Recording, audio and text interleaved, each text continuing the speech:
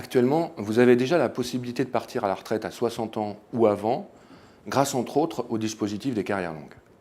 Pour en bénéficier, il faut avoir commencé à travailler avant 18 ans, avoir acquis la durée d'assurance cotisée nécessaire pour obtenir le taux plein, avoir une durée d'assurance totale en plus de cette durée d'assurance cotisée.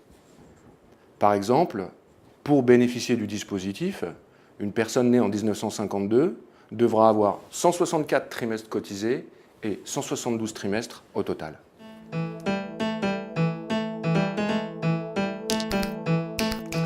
Le décret ne remet pas en cause l'âge légal qui sera progressivement porté à 62 ans. En revanche, il élargit les possibilités de départ à 60 ans du dispositif carrière longue. Pour en bénéficier, il faudra remplir plusieurs conditions. Avoir validé un certain nombre de trimestres avant la fin de l'année civile de ses 20 ans, au lieu de celle de ses 18 ans. Avoir la durée d'assurance cotisée requise pour sa génération sans devoir justifier d'une durée d'assurance totale en plus. Avoir la possibilité, si c'est nécessaire, de compléter cette durée d'assurance cotisée avec des périodes réputées cotisées.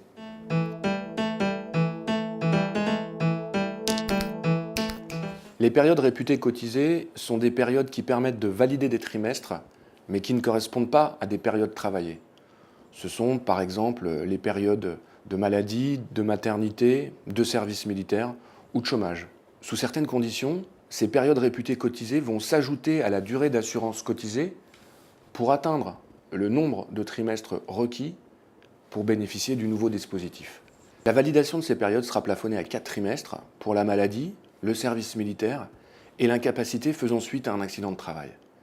Elle sera plafonnée à 2 trimestres pour la maternité et pour le chômage.